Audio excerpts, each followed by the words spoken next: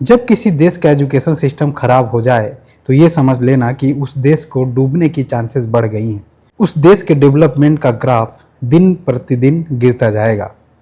इस समय हमारे देश के एजुकेशन सिस्टम का हालत ऐसा ही हो चुका है।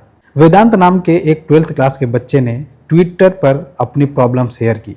उसने बताया कि मुझे जो नंबर मिला हुआ है वो मेरे कॉपी का है ही नहीं, ये मेरी हैंड राइटिंग है ही नहीं। जब ये बात उसने ट्विटर पर ट्वीट की तो कुछ लोग आए। कुछ लोग का मतलब ये है कि 4th pillar of democracy national news channel के एक पत्रकार आते हैं और ये कहते हैं कि ये पाकिस्तानी है।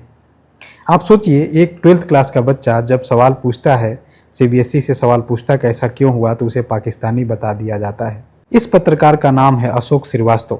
ये अपने आप को जर्नलिस्ट और ऑथर कहते हैं। जिस तरीके से ये पत्रकारिता करते हैं, इनको देखकर कहीं से भी ये जर्नलिस्ट या ऑथर नहीं नजर आते। मैं इनको आईएसआई का एजेंट मानता हूँ, क्योंकि इस तरीके की बातें आईएसआई का एजेंट भी करवा सकता है हमारे देश की स्थिति को खराब करने के लिए। ऐसे ही आप किसी को पाकिस्तानी कह देते हो क्योंकि वो सरकार से सवाल पूछ रहा होता है।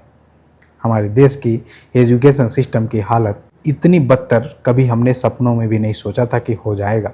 जब सरकार आई थी, सरकार के खिलाफ कोई बातें कहता था, उसे जब पाकिस्तानी बता दिया जाता था, तब किसी को कोई प्रभाव नहीं पड़ रहा था।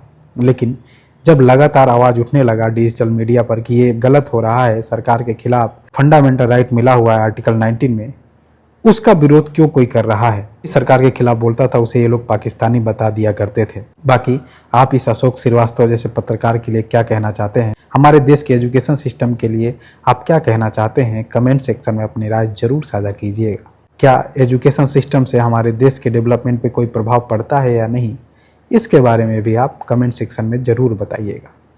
जय हिंद, वंदे मातरम।